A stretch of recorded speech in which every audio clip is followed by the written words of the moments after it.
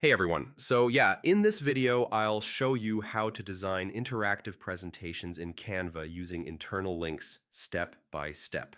Interactive slides are perfect for business pitches, training, portfolios, and proposals. First, log into Canva and create a new presentation. This gives you the correct slide format.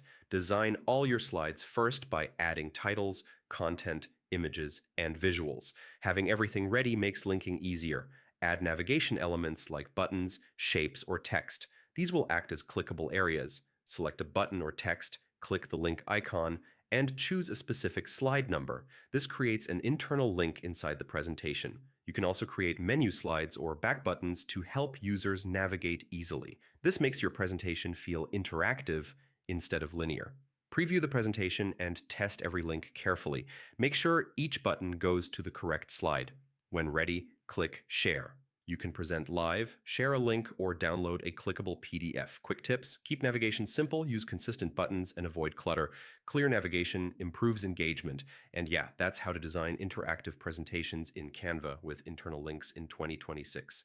If this guide helped you, like the video, subscribe to the channel, and I'll see you in the next tutorial.